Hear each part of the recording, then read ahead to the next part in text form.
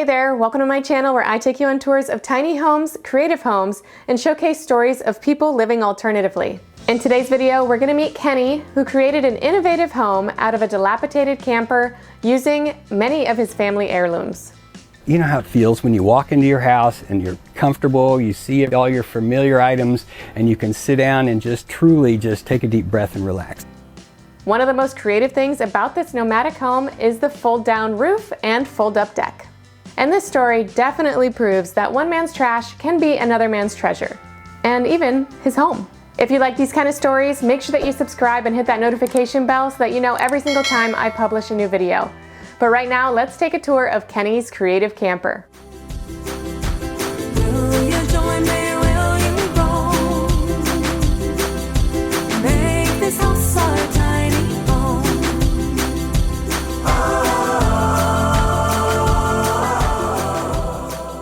Hi, I'm Kenny Faust, and I want to welcome you all to my tiny house on wheels.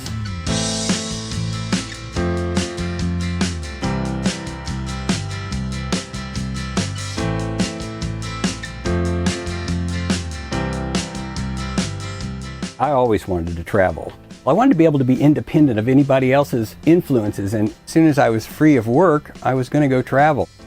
So you imagine that you're me out riding my bicycle down an old paved road close to my home, and I see this old beat up looking RV, and I instantly thought, I know what I need to do with this thing. And I went and tore the whole back off of it, built a front part to match my back part, and hooked the two of them together. I'd wake up in the morning with 15 different project ideas in my mind. I'd bounce around to one to the other, and the challenge of making it work was what really mattered. I wanted to make something that was entirely my own creation. I hadn't seen it done, but I had this idea of taking the styrofoam panels and gluing fiberglass reinforced plastic to the face of them and basically making my own little, what you would call a SIPS panel. And then the exterior cedar framing was sort of like, well, I need to kind of have some structure around the outside. I think a lot of people I've told this story to kind of look at me and go, I don't know, man.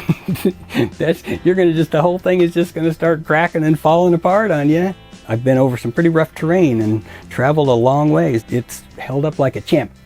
I put this entire box together for $2,000. I found the rig for $1,500, $1,200 for tires, and then a solar controller and 2 lithium batteries and all the other stuff. I'm sure I'm past 10, but not very far, unless you count gas, of course.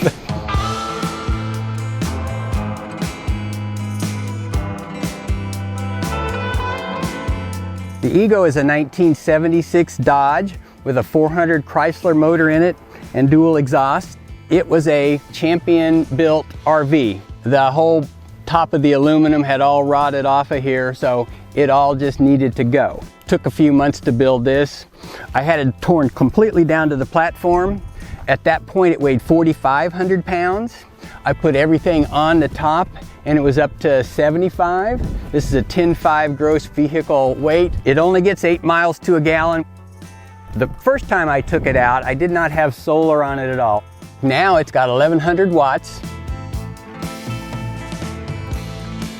So now we're at the front of the rig, and I had just found this beautiful sun and moon combo in California, so I just strapped that on there, and I really like the way it looks. I was trying to decide if it was too much, but I think it's perfect. None of the gauges worked when I got it. I had to replace the fuel gauge, the water temperature, the oil pressure, and the voltage thing. And I was really pleased with the way they came out in here. And you might imagine what a 1976 Dodge might ride like. It's got a very stiff suspension. It steers fine, it runs down the road, it doesn't get blown around, but it's just kind of rough and it's kind of noisy. But I'm happy with the ride quality if I'm not going too far on any given day. And it is so much fun to drive because it's got the motor of an old hot rod car in it. And I never had a hot rod when I was a kid, but the sound at least gives me the impression that I can, feel good every time I start it. It still runs like an old truck, but it has a lot of old truck features. Like, can you imagine what this is down here? Well, that's actually a dimmer switch. If you're my age, you'd know that. And if you don't, you probably won't see one.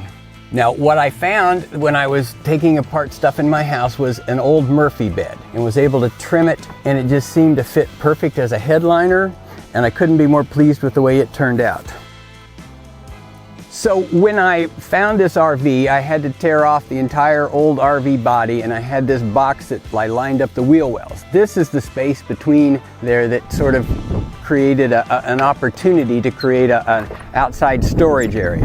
It's worked out really fine for me because I can actually keep a lot of tools in here, 2 propane tanks, air pump, my instant water heaters in here, my water pump, and a few other essential ingredients in making this into a livable space. I have hot and cold running water out here. I don't use it much, but it could be an outdoor shower or an outdoor kitchen. It is above my 20-gallon tank, which is under here. And then this is actually the drain from coming out of the shower and going into my gray water tank. This is 1/8-inch mahogany wood. I glued directly to the styrofoam and covered with a marine grade urethane. So this is a 4x8 sheet of styrofoam with no wooden structure inside of this wall, and the styrofoam itself and the exterior cedar forms the structure. And what you do avoid without using studs for the interior part is you have no thermal breaks. You have a solid piece of styrofoam here, another one and another one. And so in fact, gluing those together and gluing the wood directly to it, you save a lot of weight. You don't need plywood on here. Plus what's behind it is waterproof. So the doors on this side, they actually hide another storage closet. In this storage closet, I have a family heirloom, a 100-year-old ironing board. When it goes down, I can take this table anywhere that I need to have it. Then it allows me for a lot more storage. I now have a propane campfire ring. I actually have a Wi-Fi antenna and a alarm system put into here.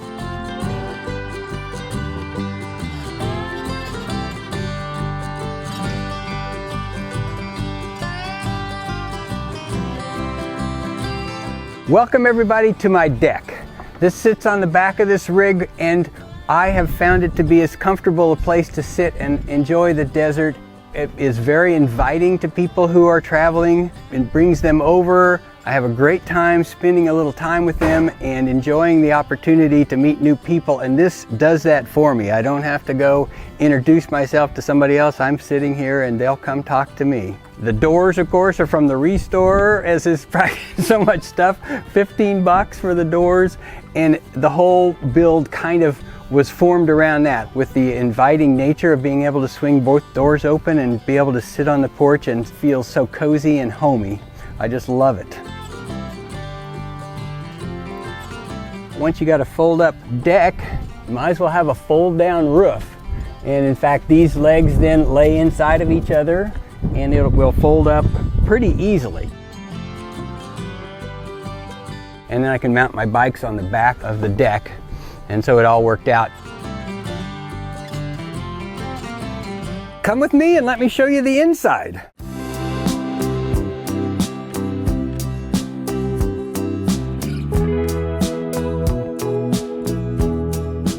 What I love about this home is the fact that I was able to use so many pieces from my family history. These were bookcases out of my dad's office that just sort of, fit perfectly as overhead cabinets. This old cedar chest is something that my great-grandfather had made for my grandmother as a hope chest. And apparently he had a lot of hope, because it's like long enough, it's a spare bed to be looking at it from that perspective. So it fit right in here. It's so perfect for this setting, so perfect in this environment for the size, the length, the comfort. It makes the bed and it makes the couch. So I couldn't have done anything any better if I'd have tried. So when I was younger, I spent a lot of time at my grandmother's house. I remember finding and seeing this checkerboard down in her basement when I was probably 6 or 7 years old. Now I've used one of these strange little metal things in order to make it into a table that will work pretty well. It's, maybe I could do a better job with a pop-up table, but it works fine. I've never had it drop anything, so I'm happy with it. So this is a spool cabinet, and the wood was so beautiful on it that it seemed like it needed to find a place in my house. These are the drawers that held spools of thread that were inside of this box, and they just worked out perfect to make a drawer for my induction cooktop and my spices and other items. And then this two drawers were able to be hooked together and holds my pots and pans. I found this box in the attic at my sister's house. It had been there for the 35 years she had lived there, and it just was so pretty. It needed to be stripped and changed, but in fact, you know, the way that it fit the refrigerator was so unbelievably perfect that you'd think I planned it.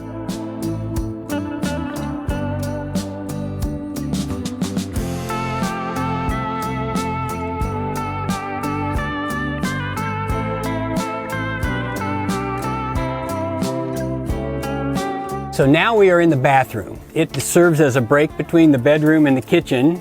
And in fact, it has the facilities I need in order to swing this towel over here and pull a curtain across at night for privacy, or when I'm taking a shower for privacy. When I'm taking a shower, I slide this all the way over to here. I pull the towels out on this towel rack, and I've got plenty of space in here for a full 32-inch shower. So I started out with a cassette toilet. Dumping it was horrible, and it didn't last that long until you needed something else. This is an old Craftsman roll-around toolbox. Cut this out and fit the top of a 5-gallon bucket right on there. Put my peat moss on the other side. I'm working on a urine diverter for this side. It's also watertight, so I can take a shower. I don't have to worry about it. I have a place to sit. It doesn't interfere with my shower, and I don't have to take it out. This is the most comfortable spot in the place for me. I love the view from up here. I love the feeling of the little perch and the nest, and a plenty high enough ceiling, and then space beside my bed for a bedside table, and storage in here, and a place to have, you know, a TV that I basically never use, but I thought I would at one point. I would have never have thought of a window like this, but my friend Jean had this in her garage and says, hey, this might work for you.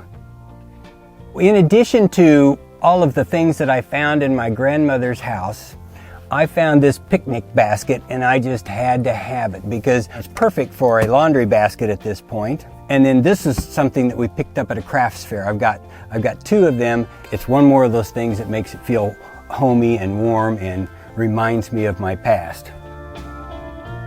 So when I get my projector out and I can mount it to this little ceiling mount and run video through it, then I had this old, this is an old map, came from a school, and it just fits in here perfectly, and I can pull it down just like that. I like sitting up here. I like looking around and thinking that, you know, everything in here is entirely my creation. It's almost a member of the family.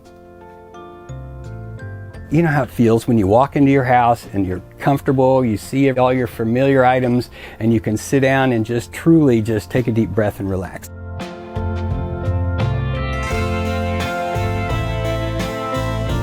I hope you guys enjoyed this week's video. Please make sure to like, share, and subscribe, and I will see you soon with another creative home tour.